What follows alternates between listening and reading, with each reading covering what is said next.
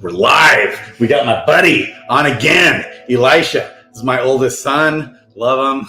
My kids are awesome. Anyways, love it. So here she comes again. The girlfriend. She's back in the house. What's up, Hannah Banana, Elisha Zane, Easy off the Heezy, Fashizi in the house, baby. I love it. Love you guys. Hannah Banana, Hannah Louise Rose. Baby girl. Okay. All right. Fight Club. Let's talk all things Fight Club. We got a tournament coming October 7th. Anybody can do it. Level 1 heroes only. Okay. No Dread Knights. So no big advantages, except obviously a mythic hero is going to be substantially more advantaged, especially like a mythic sage. Zelf. Yeah, baby. Love it. Yeah, you can keep watching the other one. You can catch up with this whenever. We're going to talk all things Fight Club. There's been a lot of updates. So a lot of the charts that you may have seen are outdated. We're going to go over some of those because I have screenshots of all the updates, essentially with basically all the heroes and what they can do. Okay, all kinds of good stuff. Also, the tournament starts October 7th, put on by Bogside Chats, which follow them on YouTube. And I don't know if they have a Discord. If they have a Discord, I need to get up. Yeah, I think they've got a Discord, right? I need to get on Bogside Chat's Discord if they don't. Ventures of DeFi Kingdoms, their website is awesome with Neindorf developing, with this market data. I'm always showing you guys. Here, I can share my screen. It's not shared. That's okay. And so it's like Adventures of DFK and Bogside Chats put this thing on. They run it. They're really awesome. They're really fair. They're really cool. No one's making any money from doing this. They just do it for fun.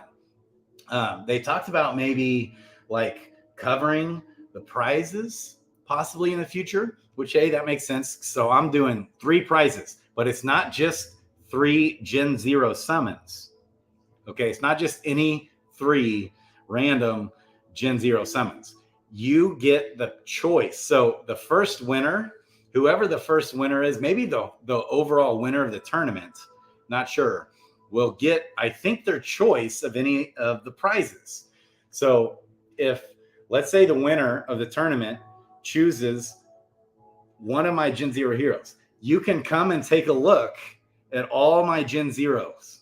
Okay, I have 12, 2 of which are mythic, 3 of which are legendary, and 2, one of the pair is also, which are 2 rare. I have a pair of rare Gen 0s that are pure, which gives you a 22% chance. It's a thief and an archer. The archer, so it gives you a 22% chance to get a Dark Knight, which is the best chances of all my Gen 0s to get an advanced class summon are those 2. The thief, they're recessive 1 for both of them. You got thief recessive 1, and you have archer recessive 1, which increases your chances to get the advanced class. No other chances for any other advanced class, only a Dark Knight, but it's 22% chance, which is by far the best.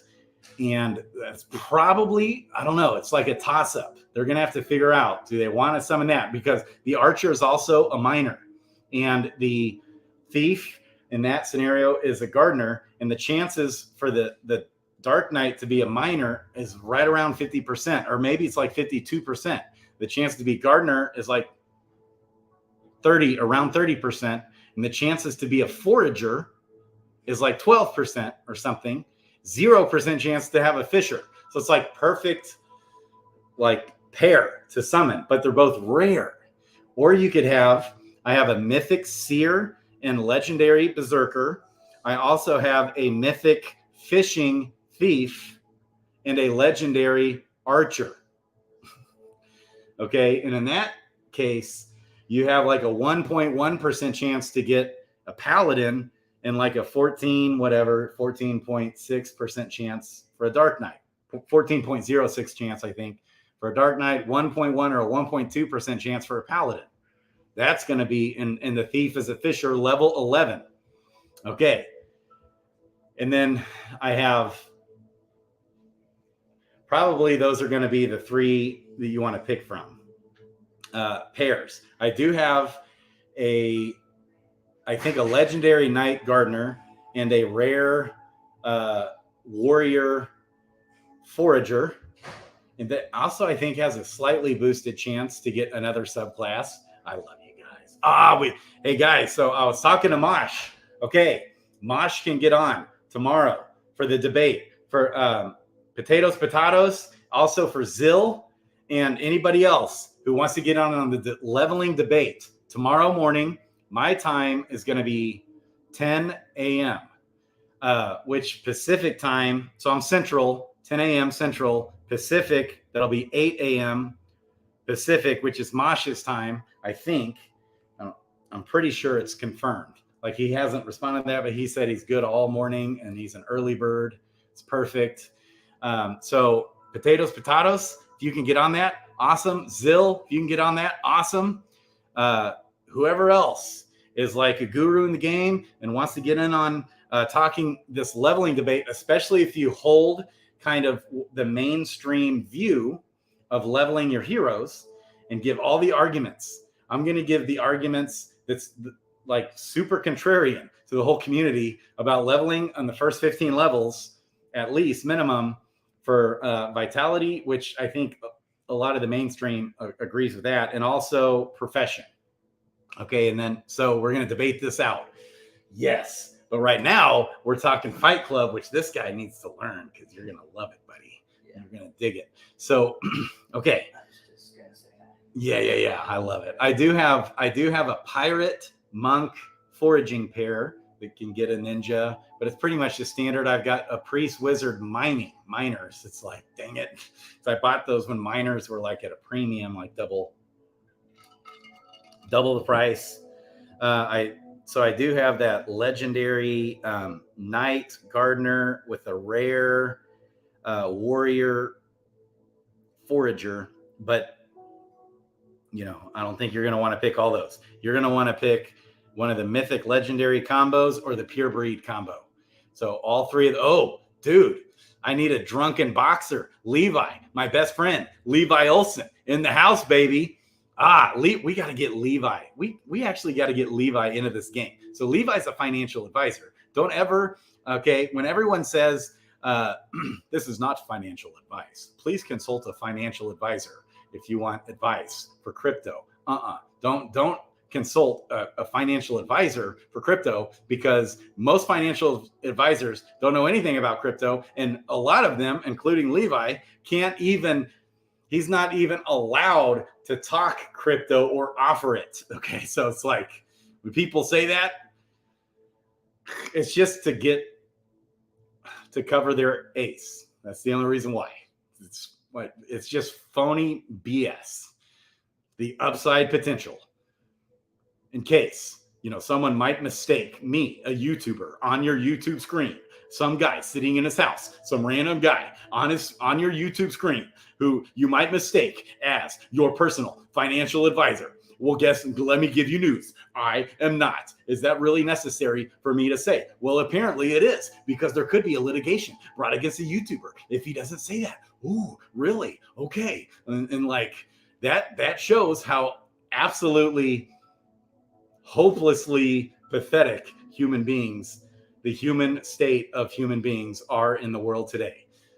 Is there any hope for us? People, oh my gosh, driving me nuts. Okay, all right, just in case you needed to know that, in case you actually needed to know that I am not your financial advisor. Yes, I am a random YouTube guy that you don't know, sitting on your YouTube screen, who sits in his house, who's managed to lose over $2 million in crypto alone this year. Yeah, your crypto expert right here. Yours truly. Yes, we can help you maximize your losses right here, baby. Take a gamble with Shady Grady. Yeah, it'll be amazing. It'll be phenomenal. It's awesome, baby, right here. Okay, I'll stop. I love you guys. Man, the chat's blowing up. I love it. Levi, I love you, man. We got to start a rap channel. That's right. Used to be a rapper.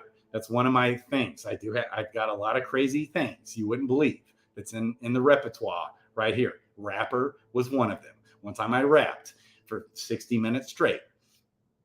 It's true. One time I had 1,100 people show up and watch me rap. A booyah. Okay. Anyways. All right. But I just rapped cross movement. It wasn't my own original stuff. I'm a white guy through and through, baby. But man, I used to be a street preacher and I would rap in the ghetto and I would go out and man, it was fun. Had some fun times. Starbuck. Starbuck. If you want in on the debate, just let me know tomorrow morning. Hopefully Zill and potatoes. Okay. Did you guys respond to that? How's it going? Well, okay. Yeah. I love it. Yes. Okay. Yeah. I freaking love you, Levi. Okay. Top tier stat percentage are going to hit more often than not. So why not gas the third highest stat? Yeah. So that's why, yes, Starbuck. If you want in on this debate, let's talk it all out. It's the most important subject right now we have in this game in DeFi Kingdoms is because it's all speculative. None of us know what the hell we're talking about, but we're going to talk about the potential. We're going to hash this out. I would love to get Hubert on this channel. I want to get Hubert. I want to get Frisky Fox on this channel. Man, that would be awesome. Okay. Yes. Okay. Yes. I love this. Can't judge a book by its cover, but Grady looks like a crypto expert. I love it. Okay. So those will be 3 of the prizes. You'll have 3 of them either getting a purebred Gen 0 summon, Thief Archer, with a 22% chance to get a Dark Knight and a 0% chance to get a Dark Knight Fisher.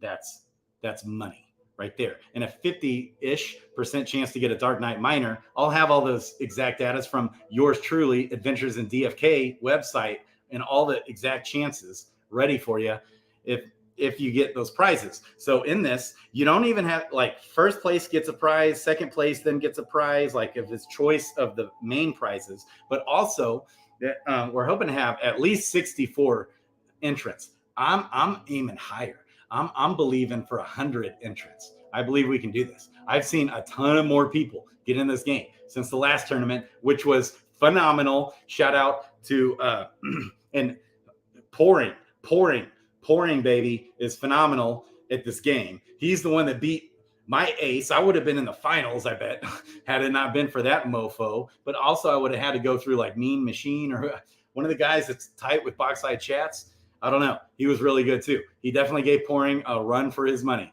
But Pouring provided all these screenshots that I'm about to show you for strategy and all the updates and changes that have happened since the last competition. And also the other classes of Seer, Berserker, and Summoner have been added, and they all look awesome. All of those look so. All the heroes are awesome in this game, for like awesome.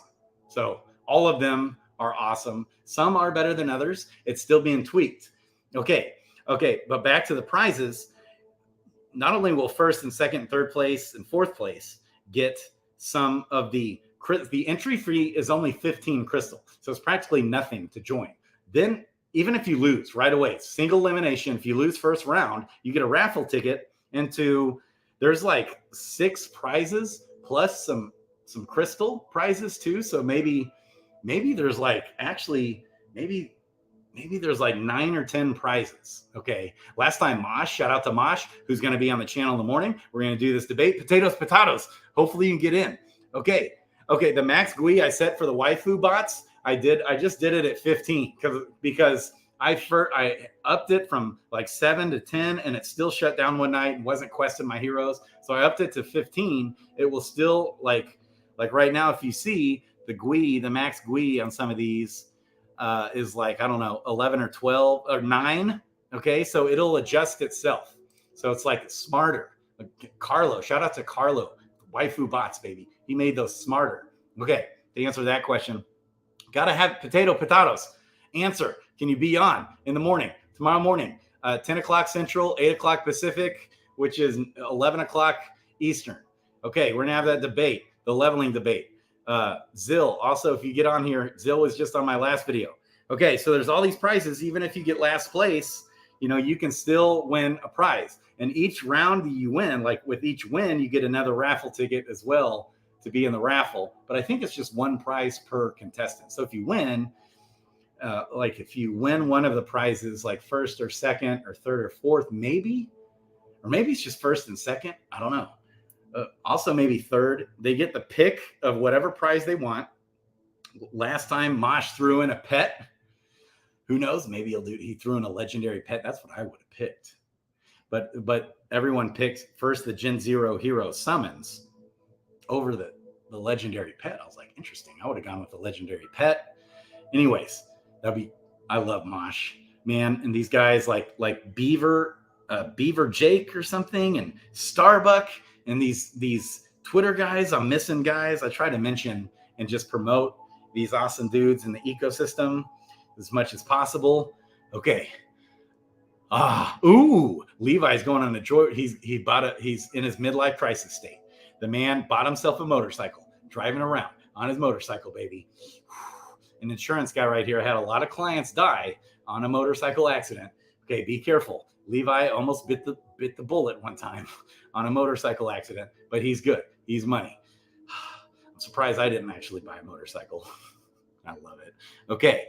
All right. Definitely need to read up on Fight Club. Okay, going to do it right now. We're going to go over it. I'm going to try for a beginner to help you understand the game. So that's kind of the overview of all the prizes. You have Adventures in DFK. They might have 2 pure breed Gen Zeros as well, that you'll get that baby. I'm not sure if it's pure breed or not, but I want to say Rafts with Raf. It's Raf doing it. 9Door's going to be in the tournament too, but I think it's Raf's Gen Zeros. And then Boxeye Chats has a set of Gen Zeros, and you're going to get the baby, the summon of the Gen Zeros. You'll have a choice of which one you want. Okay. I don't think there's any pet prizes this time. And so each round you win, you get another raffle ticket. You get a raffle ticket just for entering. Last time, Sergeant Filthy McNasty, baby, who lost in the first round, he won a raffle. He got a Gen Zero summon, I think. It was awesome. I love it. Okay. 8 a.m. for Mosh and me. Starbuck, you won in. Okay, Starbuck. I was wondering. I couldn't tell from Twitter if you wanted. I almost responded on Twitter. I couldn't tell if you wanted in on that debate. Would love to have you on, Starbuck. Okay. Yes. Throw down. You can squash. Justice Beaver doesn't wake up until the crack of noon. Okay. Yeah, it would be. He's another awesome Twitter guy in there. I love you guys. Jealous. Can't wait to get. Can't get a motorcycle. Wife is completely against it. Hey, you just need to man up. Put that foot down. You say, woman, look, a man's got to do what a man's got to do. Yeah. She might get mad at you, but secretly she'll be turned on by that. She'll think you look sexy on that motorcycle, even though it gives her a heart attack every time you go out. That's a good sign. It means she likes you. Oh yeah. We could, one of the channels I almost started was a dating coach channel to be a dating coach for guys. Anyways, there's a way to handle things. There's a way to talk to women, to make them where you're just cool, you're easygoing, you're loving life. It's not too heavy, but you also know you have a backbone, you have confidence, and you know how to charm the girl, where at the same time, and you know how to be cool, and you know how to not be too overbearing and too like weird. Okay, you want to just be cool. You don't want it weird. You don't want creep vibes. You want cool. And so this is same advice for a husband and wife, because most everyone that gets married, hopefully you at least have a honeymoon stage, but like 80% of marriages don't even have a good honeymoon stage. And then for the 20% that do have a good honeymoon stage, it burns out. Okay. And you got to keep that fire flowing, baby, in that relationship. Okay, so all this is important. You need to learn how to continue to, and it's good because a woman will force you to be a man, to take responsibility, to have a backbone, to be responsible. Okay, and that's what turns them on. We get turned on visually. All right, totally different. But so we're nothing alike. Men and women, nothing alike on what turns us on in general. There's all kinds of exceptions, of course, but in general, we're talking at least 70, 80, 90% of human beings. Okay. They tend to be a certain way. Women tend to be a certain way, and the things that turn a woman on, very different than the things that turn a man on. Okay. I love talking about this, and I love being a wingman. Love being a dating coach. Anyways, that's a whole different. I've been through quite a journey on that. I don't even know why I'm talking about this. Okay, back to Fight Club. Let's talk Fight Club strategy. Okay, so here's some of the updates. I emailed them to myself. Shout out to, I think Pouring did this. Is either Pouring or the guy that won, the huge underdog in my book was, what's his name? The guy that won the Fight Club tournament, the winner. He's phenomenal. He beat what I thought was a monster Pouring. I just didn't quite know what I was doing. Didn't fully understand Dark Knights. And he has a beast Dark Knight, but none of that. So first of all, you can only use level 1 heroes. Level 1 here. So the matches are going to be much shorter. The heroes are going to die much faster. So you want to figure out, okay, what are the best heroes for the game? Well, you probably don't need a monk. Like generally, I was right off the bat, I was like, ooh, monks are going to be phenomenal. Okay. But actually the monk requires full 3 meters. Okay. To use his mega blast mode. Oh yeah. Okay. I need to share my screen. Johnny Smith. What's up? Oh, you beat Pouring in duel before you had like 3 Dread Knights. Well, we could only use 1 Dread Knight. He had that beast Dread Knight. It was even better than my Dread. And I had a beast Dread Knight. He had one better than mine. Perilous Journey, level 10. I think it's level 11 now. But anyways, I remember because Pouring, he's phenomenal. Okay, Ragnarok online. Oh, Corey. Yes, thank you, Starbuck. Starbuck was in there too. Starbuck. Okay, Mean Machine and Starbuck, like they gave the dudes, and also one of the main guys with Bogside Chats. One of those. Which one? The Bogside Chats guy too. They gave those guys a big run for their money. Corey, goodness gracious. So Kai Blast, I thought, man, monks are going to be awesome. But here's the thing. You won't need the Kai Blast because 1 Kai Blast will kill a hero easily, So we're going to be using level 1 heroes, and their health is going to be less than 200. Like in a best case scenario, a lot of their health will be like 150 health, HP, potentially even less maybe. I don't know for sure. But I looked at a couple of my level 1 heroes the other day and I was like, ooh. So it'll be quick and easy to kill. They'll also be less powerful, like less damage too. But some of these, like I think a wizard is going to be really good. Okay, when to use his meteor blast thing that hits all 3 heroes with 100 damage. Okay, and a lot of heroes only have like 150 damage to hat, like total. But that takes 2 meter. So, okay. So first of all, need to share my screen. So let's do this. Share the screen. Okay. So the Discord, if you check the description, I posted a Discord for Fight Club. Okay. When you come to the Discord, you can come to Game Info and you have these like original charts. And this is really good, these charts. So one thing that's updated about this chart is that an interrupt, which is an important part of the game. So you can use a fierce attack every time. It doesn't use any meter. And every round, you get a certain amount of meter based off the front line heroes' intelligence and wisdom. Essentially like their mana. They're going to get a percentage of meter after every round. Plus, there's potential special skill moves that can give you more meter depending on the heroes that you choose to use. So now some skills don't require any meter at all, but a lot of the really good skills requires at least 1 meter. So with a lot of the heroes, you got to wait to be able to use the skill to be able to use the meter. Or you got to wait for the meter to charge at least 1 full length of the meter. Okay, that's 1 meter, the full length of the meter. And the first time it turns blue, then you have when the full meter length is blue, you have 1 meter. Then I think the next is yellow or orange or something like that. Then it goes yellow, and so you learn that okay, you have a certain amount of meter. Some skills require 2 meters. Some skills require 3, but not hardly any skills in the whole game require 3. It might actually. So, and I'm going to go over that right here in a second. But so right off the bat, if you have a skill that doesn't require any meter, you can use that skill first round. Otherwise, you got to use the fierce attack, or And a fierce attack will give you 150% damage, deals extra damage just to the front line guy. Boom. And it's going to whack him pretty good. And we're going to go over what that even means, damage, because damage is based off dex, strength, and half of intelligence, I think, and half of luck, maybe. Unless that could have been changed too. Not totally sure on that. But he's tweaked some of the skills with some of the heroes and some of the meter options that we're going to go over right now.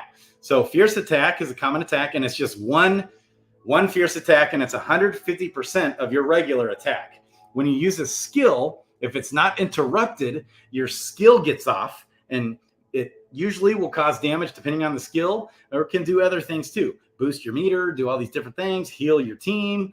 There's all kinds of different skills that your different heroes will have. Okay, and if you use a skill, the first go around, he'll use the skill, and it might be like a really damaging skill. Then he's going to come back again for a regular attack. So it's 2 hits to that guy, or depending on what the skill is. Okay, a fierce attack, just boom, 1 hit that round. That's it. But it's 150% of your regular attack damage. That takes no meter, no anything. You can also swap positions, 3 heroes at a time. The guy in the back he's not involved at all. He can get hit by a few moves out there. They can hit the guy in the back, not very many. Like an archer has a shot that will hit the furthest guy back. And also the wizard, he has a move that'll boom, hit all 3 of your heroes with 100 damage. It's one of the best moves in the whole game. I don't know if there's hardly any other moves that will hit the rear guy. Okay, but this guy second, you have your frontline guy, and that's the main guy that you're fighting with. The guy behind him, though, can use a skill, one of his skills. Okay, so if you swap, you're not doing any damage on that first round, but then you'll still do your regular attack. That requires no meter, a swap, and you can swap to any position if you use the swap.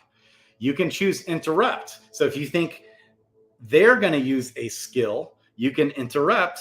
Okay, so then that means you're not doing any damage, but you might be preventing them from doing you damage if you time that right, and you're boosting your meter if you call it right. But if you miss it, if you do an interrupt against a fierce attack, it doesn't help you. And it used to be that an interrupt will interrupt a swap, but he changed that and took that out. So no longer will an interrupt prevent a player from swapping positions. He took that away. The only thing the interrupt actually interrupts is if someone tries to use a skill. And skills are can be mega time crazy, depending on the situation, the amount of meter, and the actual skill being used. But it's always awesome if you interrupt them when and you interrupt the correct hero, like either the front line or the mid line. It's one or the other. You can only interrupt one of the 2. So, but if you nail it, it's like a game of chess. You're trying to predict, or paper, rock, scissors. You're trying to predict what they're going to do. Okay, if you hit the interrupt, it doesn't hurt them. It just stops them from using their skill. It helps boost your meter, and then you still get your regular attack. Which is, your fierce. You have your regular attack. The fierce attack's 150% damage of whatever your regular attack damage is, and that damage is based off strength plus dex plus half of luck and half of intelligence, unless that's changed. That's possible. Okay, so those are your 4 options. You can do a fierce attack, which cannot be interrupted, can't be stopped, can't anything. It's just going to fierce attack him, 150% damage, and it's 1 hit for that round. You can swap, okay, which in the swap part of it doesn't do them any damage, obviously, but you'll still get a regular attack, not a fierce attack. You can use a skill. If you use a skill and it's not interrupted, it does the damage or does whatever the skill's meant to do, and then you still get a regular attack on top of that, okay? Or you can interrupt, which will stop them if you time it right and you do the right hero that you're interrupting, and then it still comes back around after an interrupt and after a swap, and after a skill, you're coming up back around at the end for a regular attack. And one thing that's important is speed in the game. So it's very important. And speed is based off dexterity. So dexterity is one of the most important stats in this game, unless that's been changed, but I don't think that's been changed. So dex and combined with speed, and I don't think it's combined with anything else, but maybe it is. I'm trying to remember. I think speed is only dex, and it's half of luck too. So speed is dex plus agility plus half of your luck. And then luck is also, half of the luck is also used in the damage. But you have the full dex stat point being used in both the damage and the speed. That's an agility only used in the speed. And that's going to determine who goes first. So if you use a fierce attack and the other guy uses a skill, okay, always the skill precedes a fierce attack. That's what this chart is showing. Also, a swap happens before the fierce attack. Okay, so and if both teams, front character, they both charge some meter in the front based off their charge stat. And the charge stat, the charging of the meter, is based off intelligence and wisdom. Okay, so very important as well in the game. So you want to get as much meter as possible. There's a few different ways. Some of the skills will help boost your meter if you get the skill off without being interrupted. So it's a turn-based game. Okay, and so that's kind of how that works. You can try to interrupt them if you think they're going to use a skill. If you just do a fierce attack and they're using a skill, the skill goes before the fierce attack. If you're both using a skill, okay, this is where speed comes in important. If you're both using a skill, okay, whoever has the faster speed goes first, which is based off agility and luck, and half of luck, agility, and dex. And then if you both do a fierce attack, whoever has the fastest speed goes first. And that can matter because if your hero's about to die, boom, that guy dies.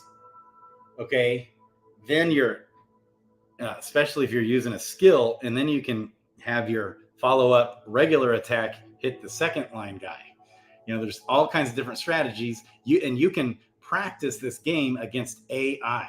Like you can battle AI in the Discord. There's instructions. So the Discord, which is linked in the description for Fight Club. Okay, so here's some of the changes. Shout out to, I think, Pouring. Okay, so some of these are still the same. I think some of these have been tweaked. So starting with the warrior, cleave. The cleave, it deals 70 damage to the front and midline enemies, and that requires 1 meter. So he can't use that skill until he has 1 meter. He also can't use this other skill until he has 1 meter. So then each hero has their 2 main skills. Then you get a third skill based off the subclass. So 1 out of the 2 subclass skills you also get for each hero. Very important. So with cleave, so let's say you're able to get the skill off. This is a great move because you're dealing 70 damage to both the front and midline enemies. Then if you get that move off and it's not interrupted, that's the only way that move won't get off, is unless it's interrupted. So, and you can only pick one of those options: fierce attack, use a skill, swap, or interrupt them. If you're interrupting them, you're not using your own skill. So that's like, there's so much strategy happening here. But if you get that move off, not only do you cleave with a warrior, deal 70 damage to both front and midline heroes, okay, that's 1 meter is required. And so you want to know all this stuff ahead of time. Okay, not only do you get that out, then you're also going to get a follow-up regular attack. So it's almost like 2 attacks when you get a skill off. Okay, last stand. The last stand is also a very, very powerful move that requires 1 meter. If the warrior is almost dead, okay, you gain attack based on HP missing. So you want to try and get this last stand off, okay, when he's almost dead. So for every 25% of HP, which is health. For every 25% of health missing, it's 40% of the 40% of the remaining health of that. Or wait, okay, it's based on HP miss. So 40% damage per 25 health missing. So if he's almost dead in this tournament, as far as this tournament is concerned, because they're all level 1 heroes, when he's almost dead, if you get that move off, you're killing him for sure. Whoever it is, if that hero's almost dead, toast. Because it's 40%, I'm guessing, of their basic attack. You're gaining an extra 40% of the basic attack per 25% of health missing. So when he's almost dead, he's got like a mega move, basically. Same with the Paladin. Has a very similar move. Okay, Archer. Nothing changed here since the last tournament. Anyways, this had changed. This full draw was at 100 damage, but it had already been changed to 110 damage, and that does use full meter to the furthest enemy. So if they still have 3 heroes left in the fight, you can peg that guy in the back with 110 damage, okay? Which at times, like especially in this, if that hero is damaged already, that'll kill him, okay? Then you still get another hit as well. A regular attack move, okay? And the aimed shot, look, requires no meter at all. So that will deal 70 damage to the midline hero. This one, if there's 3 heroes, the full draw will deal 110 to the back line, or if there's only 2 heroes left, it'll hit the guy in the second, or if there's only 1 hero left, it'll hit the guy in the front. Okay, but whoever's furthest away, the full draw will hit. So that's handy. And so an Archer is gonna also be powerful, but that does require 1 meter, the full draw. Aimed shot, so nothing's changed there. The Monk, I don't think anything changed here. Meditate, it doesn't deal any damage, but you get 80 meter. To get 1 full meter is 100.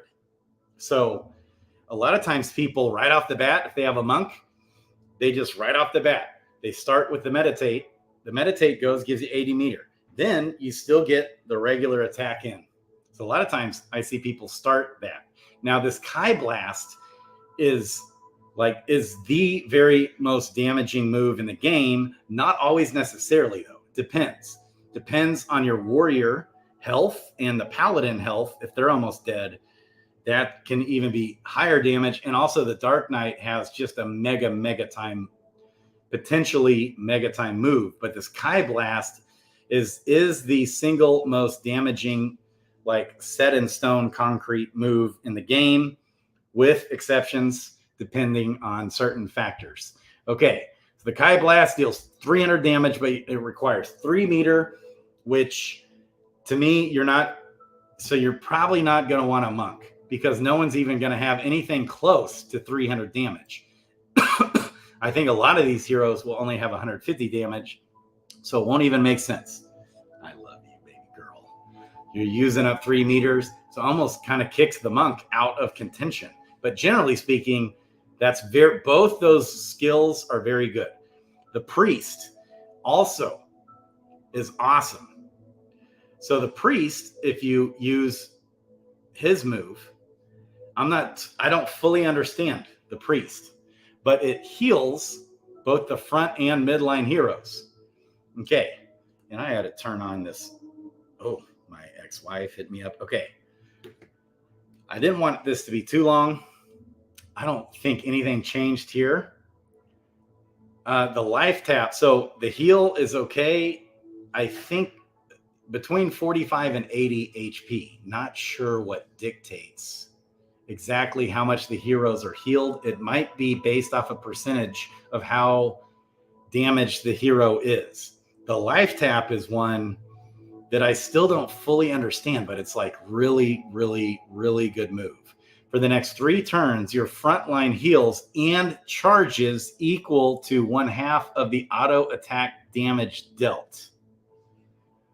Okay.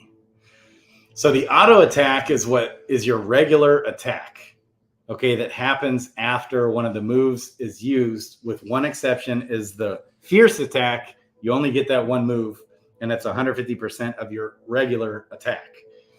So your front line is going to heal and charge 1/2 of the auto attack of damage dealt for 3 turns in a row. That's really good. So that's really going to help boost that hero's lifespan. And especially in this scenario, because the heroes don't have a ton of health.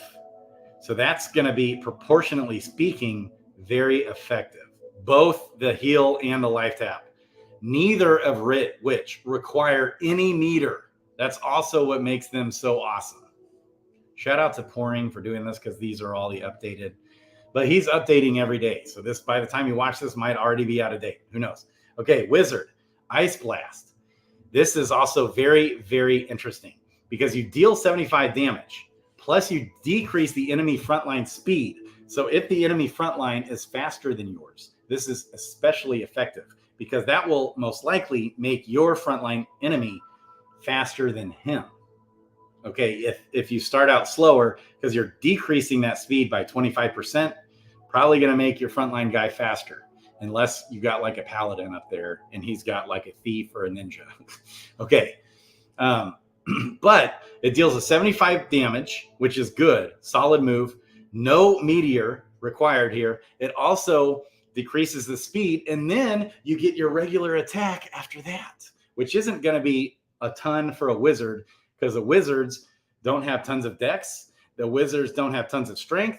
Wizards don't have tons of luck. They do have half intelligence. Okay, but wizards are going to be, and priests, your least powerful guy, especially priest. Priest is your least damaging hero. So a priest is more of a healer, like both moves healer. So this still awesome move. Yeah, especially if your wizard is in the number 2 position. That's going to be a really effective hero, because this will be one of the most effective moves is the meteor. It deals 100 damage to all enemies, but it requires 2 full meter.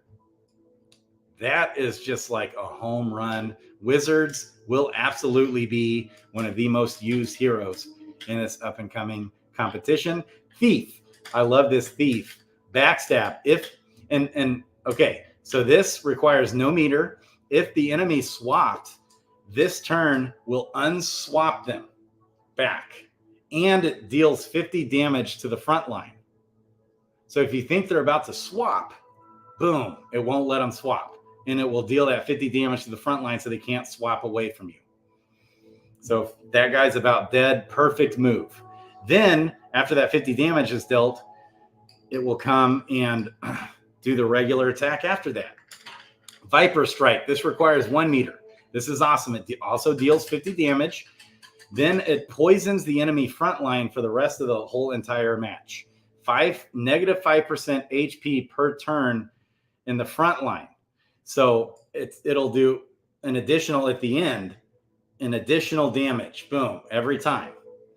Okay, so it's awesome. After the round, it's dealing more damage, and it stacks. So if you get a Viper Strike off more than once, then it's dealing 10%, -10% HP per turn. Of the total HP, 5% of it. Okay, every single turn for the whole rest of the match when that hero is in the front line. Okay, the Knight, Shackle. This is interesting. So the Knight is kind of interesting. I don't see a whole lot of people using the Knight. I think they need to maybe buff him, but maybe there's times when it can be very effective. So it's pure strategy, knowing based off the heroes they have versus the heroes you have, and the moves they have versus your moves. So many different things. But the Shackle, which requires 1 meter, enemy frontline cannot swap for the next 3 turns. So he's stuck in the front, can't swap. So if he's about to die, you don't want him to be swapping, just boom, he can be stuck, can't swap for 3 turns. You put the enemy frontline skills on cooldown. 1 meter. Not quite sure what that means. Puts the skills on cooldown. If you know exactly what that means, here, I'm going to come back. Okay. I love it. I love you guys. Yeah, okay, the Seer Berserker, we're going to get to them. And the Shapeshifter is looks like a freaking beast in this game. The Shapeshifter, man.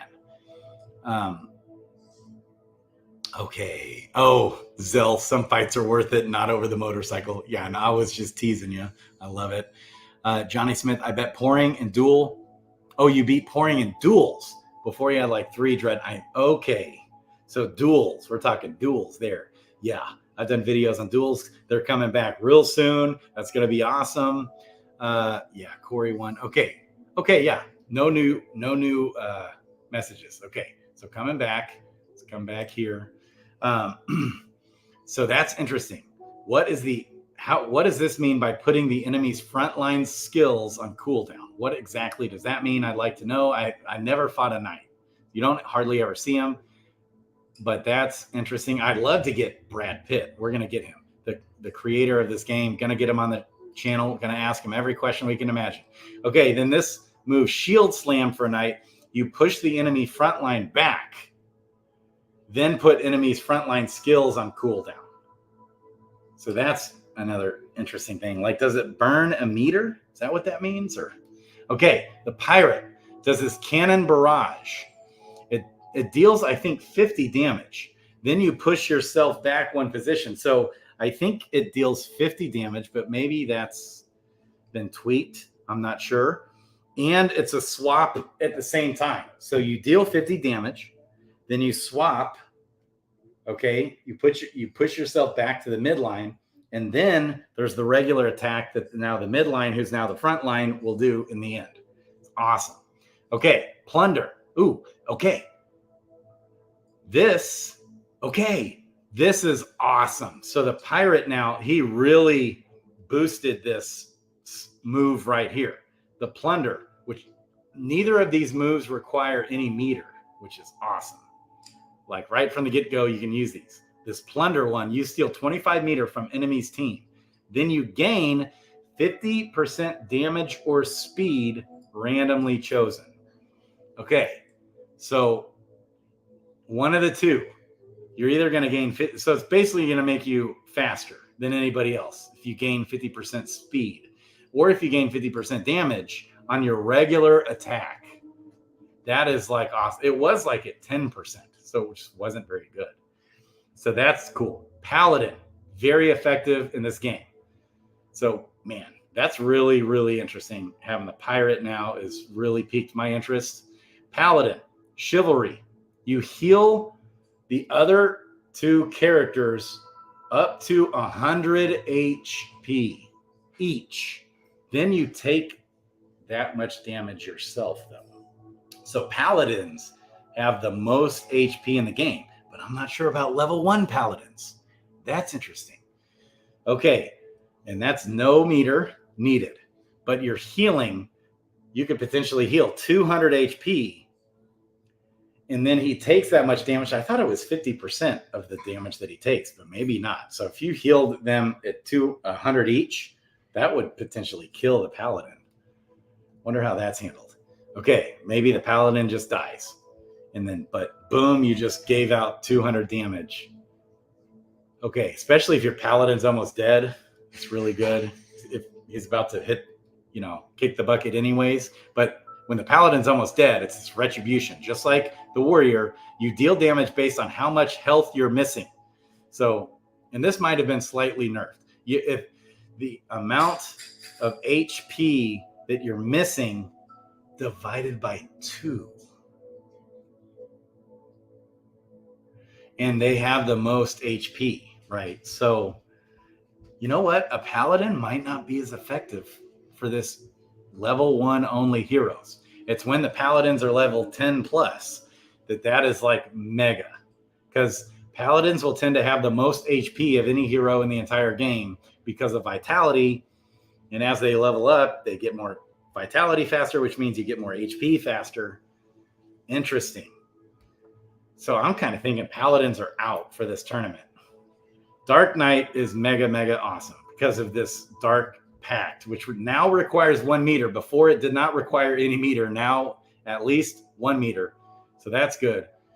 Other allies lose. So your other 2 allies, if you have 2, if you just have 1, or if you have no other allies, but they lose 7.5% of their HP. But then you gain 50% of each stat. All 8 stats gain 50%. Nuts. For the whole rest of the freaking match. That Dark Knight. So, and then it stacks. Or it used to stack. I wonder if it stacks now. I think it stacks. Okay, so like I had pouring get that thing off like 3 times. And just this regular move, game over. Boom. Dead, dead, and dead. Like, holy freaking smokes. The Decaying Blade also requires 1 meter. It's good. You deal 80 damage. Then you reduce the enemy team's meter by 50. So I'm thinking a Dark Knight and a Wizard you want to have. Or, you know, even a Pirate's good. Knights are good. I mean, Warriors are good. Thieves are good. But essentially having your level 1 mythic heroes are going to be the bomb. Ninjas, caltrops. So this one requires, like, this is mega strategy. Ninja is all about strategy. Caltrops. For the next 5 turns, you deal 35 damage to enemies. Damage enemies swap to the front line. So anytime the enemy swaps to the front line, it's dealing 35 damage, and it stacks up to 3 times. So if you get that off, okay, 5 for 5. So if that enemy swaps and you stacked it 3 times, that's 105 damage just in the swap, plus whatever moves you're doing. So it's more of a futuristic move. Okay, Vendetta is also cool. So that requires no meter. So that's like, whew. So the Vendetta enemy with least HP is pulled to the front. Then you deal 40 damage. And it's 1 meter. That's going to be very, very, very effective. Ninja has my interest peaked here. Pure strategy, though.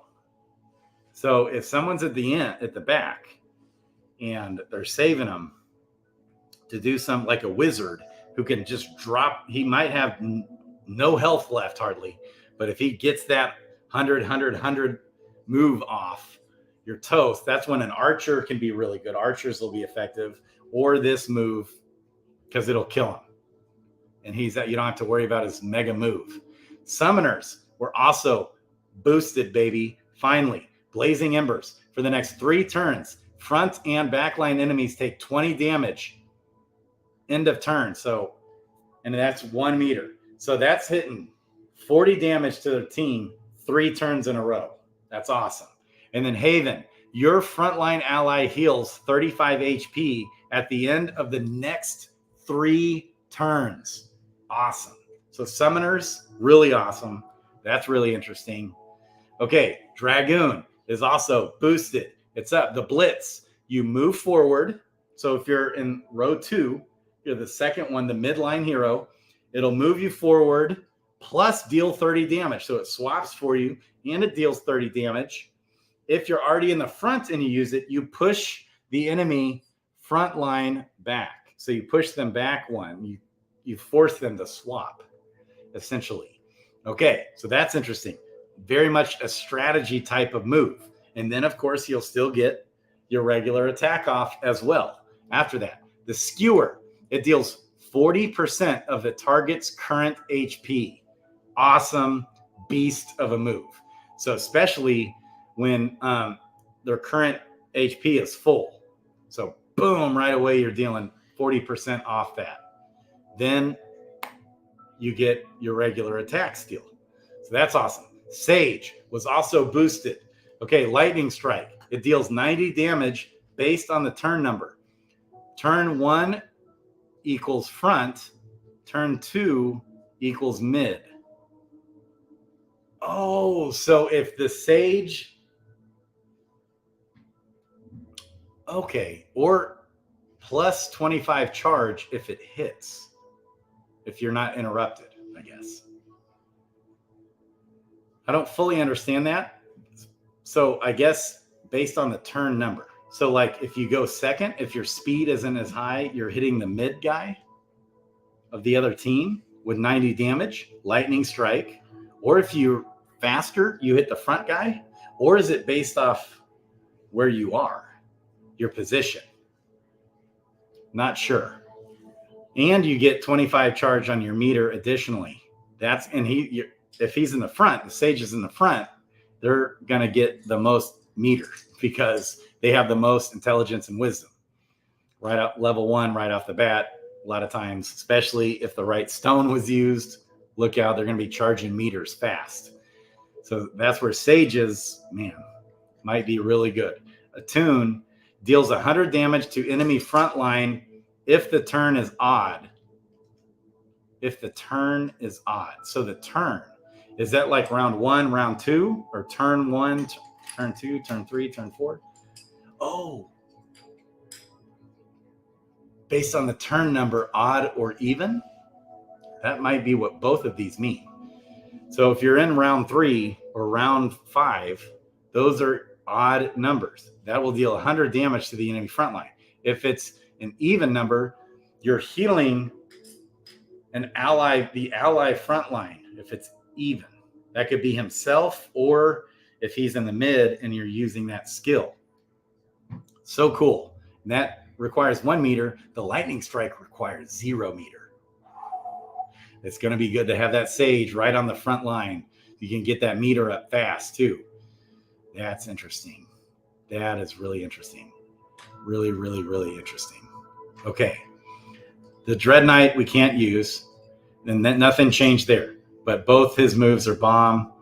Berserker, new. Okay, this is all new. Battle Cry. You deal 40 damage to yourself and then increase your frontline damage by 50% for the whole rest of the whole time. So that's like really good move. No meter required. Rain Core. You deal 1.5x your damage to enemy frontline and half of that to yourself. Interesting. No meter required. Huh. Interesting. If you're dealing half that to yourself, like if he's about dead and you need a little bit more and you have enough health to sustain it, I could see how. So that's like really strategy required. Okay, but awesome. Interesting. Especially if he's mega jacked. 1.5x is damage. I don't know if that's just one time. Okay, I'm assuming that. Seer, he has a curse, the curse, and there's no meters on this curse. Until the end of the next turn, HP changes are doubled for the enemy front line. Wow. At the end of the next turn. So whatever damage you did on the previous turn, the HP is doubled, like worse, for that front line. That is interesting. You're looking ahead. He's a seer. And then the 4C. This does require 1 meter. After 2 turns, so 2 turns later, you're like looking out into the future. You deal 150 damage to the enemy front line. So interesting. So that when you use the move, that round, you're not getting any damage, but then you come back around for your regular attack. So both those are future round damage moves. That's really good, though. That's so interesting, man. Okay. Shapeshifter is like, right now, to me, the most interesting hero. So the Shapeshifter has 2 moves. you either switch to a boar form or you switch to a phoenix form. That's his moves. The boar form, you tap into your inner beast. It deals 100% damage plus 50% speed. It's 1 meter. So when you're the boar, your moves will deal 100% damage and you're 50% more speed. Phenomenal. So like the boar, phenomenal. The phoenix form. So if you choose, this is one of the skills. Boom. Then he switches into the phoenix form if you use that move or that skill. And this costs 2 meters. You harness the healing and fire powers of a phoenix. 100% damage, triple the charge. Like, whoa. So you're tripling your charge. Is that your meter charge? I'm guessing. And you're dealing 100% damage. Okay. Then, as the boar, he stays the boar or the phoenix. As the boar, you have the blitz move, which you move forward and deal 30 damage. If already frontline, you push enemy frontline back 1, so you force them to swap, and you deal 30 damage. Then, of course, he's going to come back and deal his regular damage, which is, in the boar form, increased 100%. Or the cleave, which is the same. The cleave is the same if he's in the boar form as the warrior's cleave. You deal 70 damage to front and midline enemies, and that's 1 meter. Same exact move. The phoenix, once he's in the phoenix mode, and you select the skill, okay? So the blitz requires no meter. The cleave requires, just like with the warrior. I think that's the same for a dragoon. That's like the dragoon's move, and then the cleave is the warrior's move. The phoenix, radiance. You heal all allies by 30 for the next 3 turns. So cool. That is like freaking awesome. You heal all your allies. I wonder if that includes himself. Okay, and then meteor. So meteor is the same as the wizards. So the shapeshifter all of a sudden now has the wizard mega move. If he's in the phoenix form, you deal 100 damage to all enemies. Beast. There you have it, guys. It's a turn-based style game. Go check it out in the description. Let me double check. Zelf in the house. Okay, so you can't use this skill until the cooldown is done, my guess. Okay. So I guess just like for 1 round, can't use the skill? Maybe? When it says cooldown? How many turns is the cooldown? Yeah, that would be the question. Okay. Caltrips and Vendetta together. I'm sure people will interrupt that. Yeah. Well, you can only use either one or the other each round. Okay. So based on round number, Big Nothing in the house, Zelf in the house, Starbuck in the house. Okay. Based on the round number. Got it. Yeah, you answered that. Round 3, 6, 9, backline, even. If it's empty because someone died. Yeah. Okay. Don't do that, by the way. Okay. Or it might just be the person furthest back, actually. I think is usually what that defaults to if the back line is gone.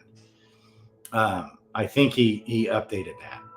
Above is for lightning strike. Okay, for lightning strike. So you're saying don't use lightning strike if the back line is gone on the even or on the odd turn or whatever.